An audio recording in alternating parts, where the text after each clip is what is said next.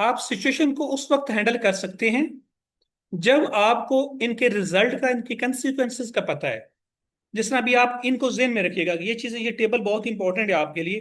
Question है तो फिर अवॉइडेबल है, आंटी इन्फ्लुएंस है तो अवॉइडेबल है, फ्रॉड है तो अवॉइडेबल है, मिस रिप्रेजेंटेशन है तो अवॉइडेबल है, मिस्टेक है तो वॉइड है। मिस्टेक की सूरत में वॉइड है। वॉइड का मतलब यह कि दोनों पार्टी नहीं अमल करवाएंगी। ऊपर वाले चार हैं तो एक पार्टी अमल करवा सकती है। नहीं, वॉइड एग्रीमेंट, एग्रीमेंट की हम बात यहाँ पे कर रहे हैं। तो वॉइड एग्रीमेंट कैसे है मिस्टेक पे? कि एग्रीमेंट हो रहा है, उसमें दोनों पार्टी मिस्टेक पे हैं, कि वो समझ रहे हैं कि मैं उसकी बात कर रहा हूँ। सब्जेक्ट मैटर जो उस पर मिस्टेक हो रही है, कि मैं समझ रहा हूँ कि उस मकान की बात हो रही है, दूसरी पार्टी कहती नहीं, मैं दूसरे मकान की बात कर रहा था। या बाइक की जिसने बात की, या गाड़ी की बात की है मैंने, कि वो आपकी गाड़ी में लेना चाहता हूँ, तो मैं तो गाड़ी उसको समझ रहा हूँ जिस गाड़ी से आप उतरे हैं। और जबकि वो, आप समझ रहे हैं कि इनको मेरी गाड़ी का चूंकि पता है, तो उस गाड़ी की बात कर रहे हैं। तो दोनों को मिस्टेक हो गई है। तो जब दोनों को मिस्टेक हो जाती है तो फिर in that case that agreement term as void agreement. और वॉइड एग्रीमेंट जब हो जाता है तो फिर क्या होता है? फिर दोनों पार्टी ही अमल नहीं करवा सकती हैं उस पर। ठीक है। तो उसकी 280 रुपये दी एक्सक्यूज मी भाई। सर। आगे चले। सर एक सवाल था मेरा, इसका मैं 60 बात रुपये कर रहा हूँ। अगर सवाल अगर रख लें आपको, मैं नो नो एंड कार करना इसको एड्रेस चाहिए। करता हूँ तो।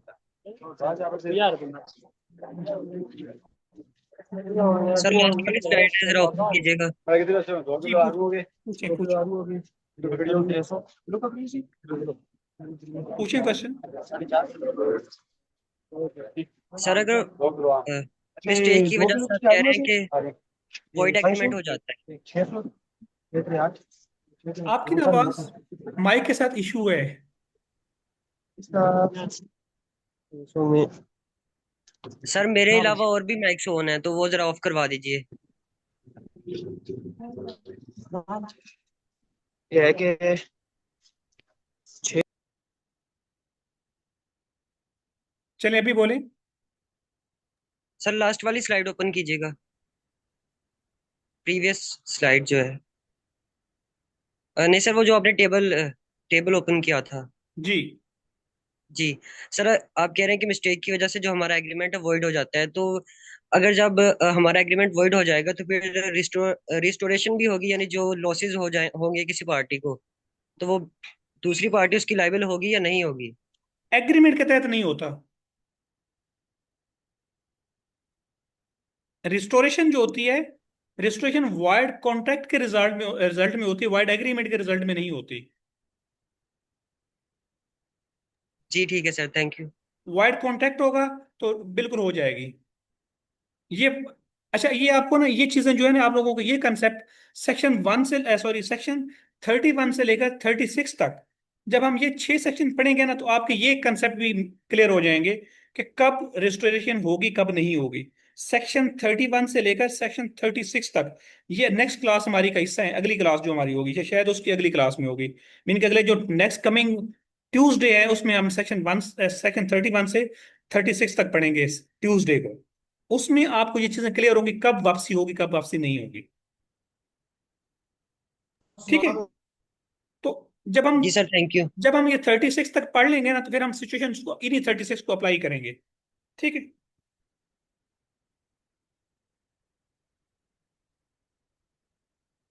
जी, अभी आ जाते हैं कि पार्टीज कंपिटेंट। पहली चीज थी कि फ्री कॉन्सेंट, और दूसरी चीज क्या है? Parties competent.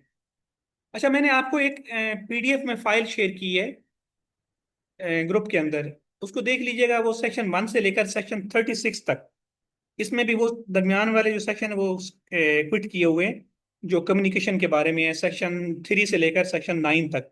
वो उसमें नहीं है, बाकी सारे सेक्शन 1 से लेकर सेक्शन 2 से लेकर सेक्शन 36 तक उसके अंदर मौजूद है। उसको देख लीजिए, 1 पेज समरी है। ठीक है। आप लोगों ने देख ली होगी, पीडीएफ की फाइल मैंने शेयर की है, ग्रुप के अंदर शेयर की है। चलिए, दूसरा दूसरा यस पॉइंट सर। है। दूसरा पॉइंट है कंपिटेंट पार्टीज। पहला पॉइंट था फ्री कॉन्सेंट। सेक्शन 10 ही हम पढ़ रहे हैं। सेक्शन 10 के अंदर हमने पढ़ी थी competent parties, sorry, free consent, competent party, lawful object, lawful consideration, और पांचवी चीज पढ़ी थी हमने, not hereby expressly declared void by the law. अब ये 5 चीजें तो पहली चीज हमने पढ़ ली, दूसरी चीज पे आ जाते हैं कंपिटेंट पार्टी। पार्टी कंपिटेंट का मतलब क्या होता है? कंपिटेंट पार्टी का मतलब है एक पहली चीज है साउंड माइंड, दूसरी चीज है कि मेजॉरिटी, एज ऑफ मेजॉरिटी, और तीसरी चीज है कि नॉट डिस्क्वालिफाइड बाय लॉ। ये जो पार्टी है ये कंपिटेंट है। और अगर आपसे ये पूछा जाता है कि इनकम्पिटेंट पार्टी कौन सी है, तो इसको उल्ट कर लें। क्वेश्चन दोनों तरह से फ्रेम होके आ सकता है कि कंपिटेंट पार्टी कौन सी है, तो कंपिटेंट ये है। क्वेश्चन ये भी आ सकता है इनकम्पिटेंट पार्टी कौन सी है। तो ये ना हो कि क्वेश्चन पूछा जाए कंपिटेंट पार्टी का और आप इनकम्पिटेंट लिख दें, या इनकम्पिटेंट लिखा गया तो फिर आप कंपिटेंट लिख दें।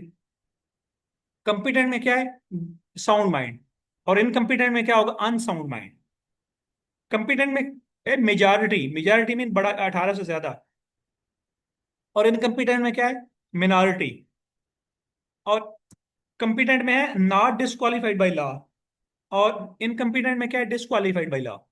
तो ये दोनों आपस में उल्ट हैं, दोनों तरह से क्वेश्चन किया जा सकता है। तो आपने माइंड को मेंटली प्रेजेंट रखना है कि मुझसे कंपिटेंट पार्टी पूछा गया या इनकम्पिटेंट पूछा गया है। तो आप जो पार्टी पूछी जाए तो आप ये तीन आंसर हैं, इन्हीं को उल्ट कर देना है, ठीक है। अभी साउंड माइंड की जब हम बात करते हैं कि कौन सी पार्टी साउंड माइंड होती है, तो साउंड माइंड के लिए आप, अभी हम थोड़ी सी साइकोलॉजी की तरफ चले जाते हैं। तो साइकोलॉजी के अंदर जो साइकोलॉजिकल डिसऑर्डर्स होते हैं, एक्चुअली ये मेनली दो किस्म के होते हैं। एक होता है न्यूरासिस और एक होता है शिजोफ्रेनिक। जो शिजोफ्रेनिक होता है वो होते हैं कि जिसके अंदर लोगों को अपने इंटरेस्ट का नहीं पता होता, जिसमें अक्सर लोगों को बांध दिया जाता है, लोग गाली गलौज करते हैं, कपड़े नहीं पहनते, खाना नहीं खाते, उनको कुछ भी नहीं पता होता, बुलंदी पे वहां से जंप कर जाएंगे। ये सारी की सारी सारी चीजें जो होती है वो ये शिजोफ्रेनिक में होती है। और दूसरी जो होते हैं वो न्यूरासिस वाले जो पेशेंट होते हैं, उनमें ये होता है कि वो, उन्हें अपने इंटरेस्ट का पता होता है, वो होशो हवास में होते हैं, उन्हें कोई और साइकोलॉजिकल डिसऑर्डर होता है, हल्का सा होता है, मगर उनको अपने इंटरेस्ट का पता होता है। यहाँ पे जो अनसाउंड माइंड की बात हो रही है, इसका मतलब समझ लें कि शेजोफ्रेनिक, कि जिनको अपने इंटरेस्ट का नहीं पता होता। जिनको अपने इंटरेस्ट का पता होता है वो साउंड माइंड होते हैं, चाहे वो साइकोलॉजिकल उनको इशू हों भी।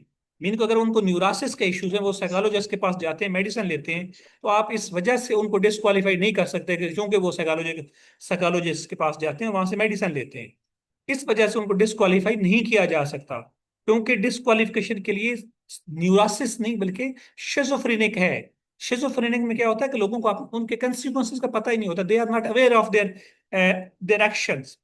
जैसे कि एग्जांपल दी कि उनको जैसे बांध के रखा जाता है, जंप करते हैं, मारते पीटते हैं, उसके बाद उनको कपड़े वगैरह नहीं पहनते, खाना वगैरह उनको नहीं पता कि ये खाना खाने वाली चीज है, क्या चीज है, ठीक है। तो जिनको अपने एक्शंस का नहीं पता होता वो शेजोफ्रेनिक होते हैं, और schizophrenic they are termed as unsound mind, and other than schizophrenic they all are sound mind.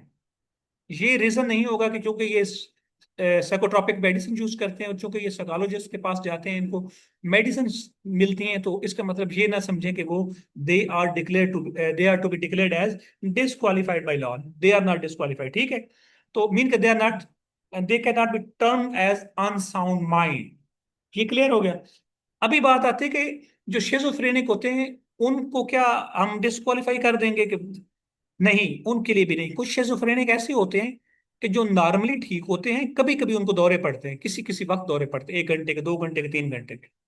कुछ ऐसे होते हैं जिनको हर वक्त वो शिजोफ्रेनिक होते हैं, किसी खास टाइम के लिए वो ठीक हो जाते हैं, थोड़ी देर के लिए वो ठीक हो जाते हैं। अब ये दोनों में जरा रूल क्या रखना है, जब वो ठीक होते हैं, अगर उस वक्त कोई एग्रीमेंट किया है तो वो ठीक है, वो उस वक्त वो कंपिटेंट पार्टी है। एक पेशेंट है, वो शिजोफ्रेनिक पेशेंट है, मगर थोड़ी देर के लिए वो ठीक हो गया था, जब वो ठीक था उस वक्त उसने एग्रीमेंट किया है, तो at that time that party is competent. उसको इनकम्पिटेंट नहीं कह सकते, ठीक है। मगर जिस वक्त उसको वो शिजोफ्रेनिक पीरियड के अंदर मौजूद था, at that time if entered into an agreement, जो कि जबरदस्ती से थंब लगवा लिया गया या इस तरह कर लिया गया, तो then that at that time he will be termed as unsound mind, और that is at that time that party is incompetent, ठीक है। तो कंपिटेंसी के लिए साउंड माइंड होना जरूरी है। और साउंड माइंड का मतलब यह कि शेजोफ्रेनिक नहीं होना चाहिए। शेजोफ्रेनिक का मतलब यह कि जब वो एग्रीमेंट कर रहा है उस वक्त नहीं होना चाहिए, ठीक है। नेक्स्ट है एज ऑफ मेजॉरिटी। तो वेदर मेल और फीमेल, दोनों सूरतों में एज ऑफ मेजॉरिटी 18 ईयर है। 18, ये आपके कॉन्ट्रैक्ट एक्ट में नहीं लिखा हुआ बल्कि मेजॉरिटी एक्ट में लिखा हुआ है कि एज जो है दैट विल बी 18+।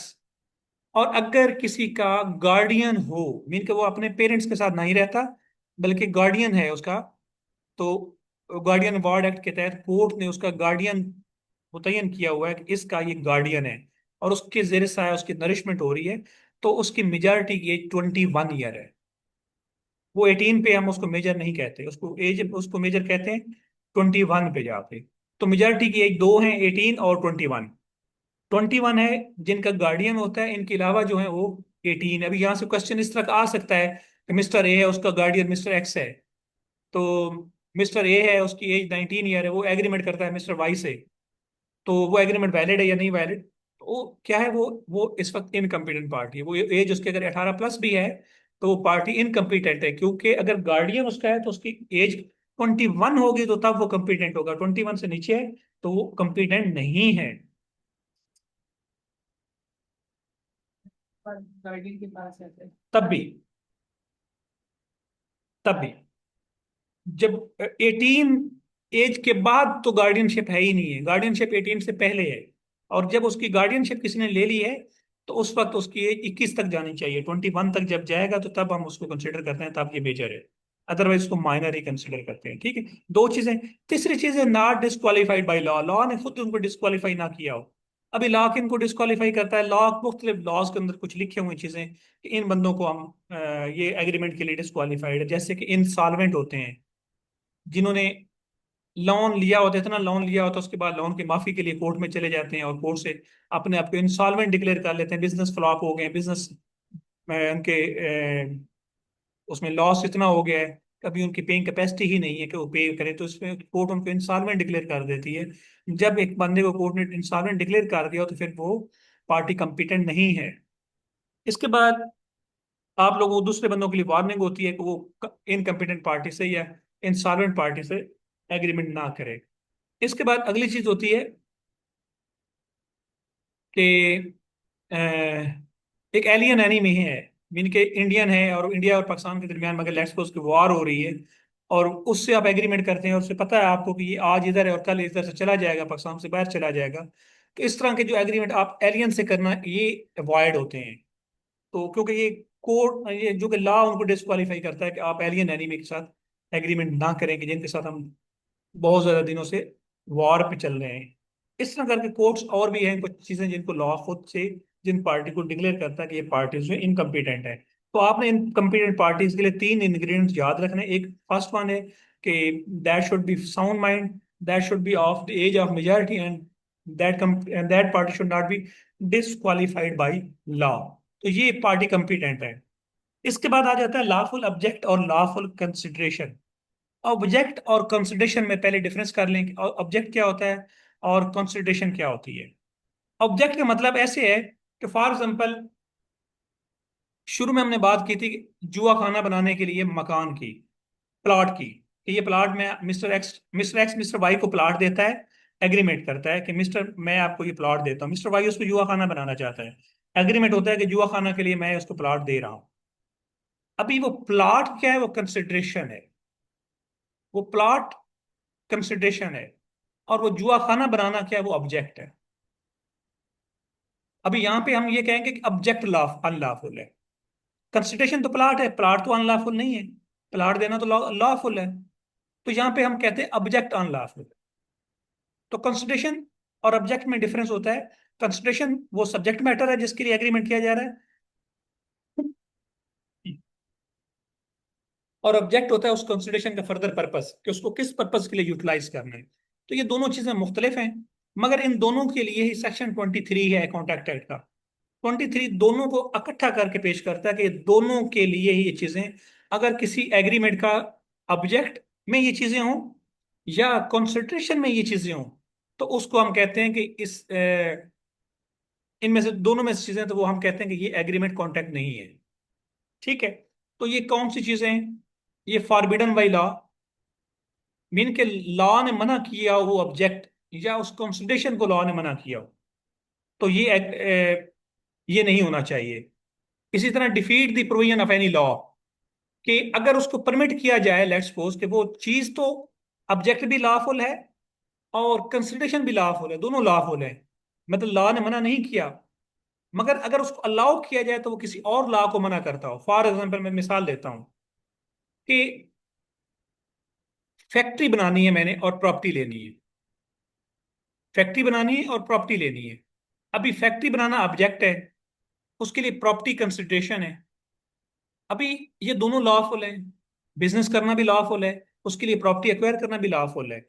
मगर अगर ऐसी जगह पे ये ली जाए कि जहां पे इन्वायर प्रोटेक्शन के लॉज आते हों कि जी यहाँ पे आप पोल्यूशन हवा में नहीं फैलाएंगे, तो इसका मतलब अगर इसको अलाउ कर दिया जाए, दो ऑब्जेक्ट भी लॉफुल है, कंसिडरेशन भी लॉफुल है, मगर अगर इसको अलाउ कर दिया जाए तो किसी और लॉ की प्रोविजन को डिफीट करेगा, मीन इन्वायरमेंटल लॉ को डिफीट करेगा। तो इन दैट केस फिर उसको भी इजाजत नहीं है, इसकी भी, इस ऑब्जेक्ट की भी इजाजत नहीं है। इसका मतलब ये है कि ये हम कह रहे हैं कि the purpose of agreement must be क्या, कि इन चीजों के अलावा होना चाहिए, must not be forbidden by law. आगे जितनी भी चीजें आ रही हैं, ठीक है, पहली चीज फॉरबिडन बाय लॉ, दूसरी चीज है कि लॉ ने फॉरबिड नहीं किया, मगर अगर अलाउ किया जाएगा तो लॉ किसी और लॉ की प्रोविजन को ये डिफीट कर सकता है। अच्छा, अच्छा, ये दूसरा और तीसरा एक ही चीज है, ये मुझसे क्लैरिकली मिस्टेक हुई है, दो दफा लिखा गया है, ठीक है। जो नेक्स्ट है फ्रॉडुलेंट, कि आपका जो एग्रीमेंट है उसका जो ऑब्जेक्ट है या कंसिडरेशन वो फ्रॉडुलेंट नहीं होना चाहिए। आगे चलते हैं, ये इसमें कोई इतनी चीज नहीं है जिसपे हम टाइम लगाएं। आगे इन्वॉल्व इंजरी टू पर्सन और प्रॉपर्टी, कि अगर ऐसी कोई ऑब्जेक्ट है जिसमें किसी आदमी को या प्रॉपर्टी को इंजरी हो, फॉर एग्जाम्पल हम कहते हैं कि जी फलां को कत्ल करने के लिए जाओ, या फलां जमीन के ऊपर कब्जा करने के लिए एग्रीमेंट करते हैं, या चोरी करने के लिए एग्रीमेंट करते हैं, तो ये इंजरी है प्रॉपर्टी को या पर्सन को। आगे इमोरल, अगर आपका ऑब्जेक्ट या कंसिडरेशन इमोरल है, जैसे कि मैंने एग्जांपल दी जुआ खाने की या प्रोस्टिट्यूशन की, कि जी ठीक है प्रोस्टिट्यूशन का एग्रीमेंट करते हैं, तो ये इमोरल है। या अगेंस्ट द पब्लिक पॉलिसी, के पब्लिक पॉलिसी के अगेंस्ट हो, मीन के वहां पे जो ट्रेडिशन चल रही है उसके अगेंस्ट कोई एग्रीमेंट कर लिया जाता है, तो ऐसे एग्रीमेंट के जो पर्पस है या ऑब्जेक्ट हैं ये वैलिड नहीं है। टाइम हमारा खत्म हो गया, कल हम इसको दोबारा से स्टार्ट करेंगे, यहीं से स्टार्ट करेंगे। यहाँ से अगर किसी का कंसेप्ट क्लियर नहीं हुआ तो हम इनको कल दोबारा से स्टार्ट करेंगे। अभी जिस इससे पीछे पीछे रहकर, इससे आगे नहीं जाइएगा, इससे पीछे रहकर अगले 7 मिनट है, इसमें आप लोग क्वेश्चन कर सकते हैं। कल की नहीं बात है, कल का मतलब आप ये लीजिएगा next class, that is Monday. Monday तक के लिए हम इसको पास कर रहे हैं। मंडे तक हम यही चीज़ है, इसके दौरान में अगर कोई चीज़ आई, कोई चीज़, तो मैं ग्रुप के अंदर शेयर कर दूंगा। अगर तो मेरे पास कोई डाटा होता है या मैं इसके नोट्स वगैरह बनाता हूँ तो मैं शेयर कर दूंगा। जो मैंने अभी शेयर किया है वो जस्ट हैंड आउट है, वो नोट्स नहीं है। आप कोई क्वेश्चन कर सकते हैं, कोई भी क्वेश्चन।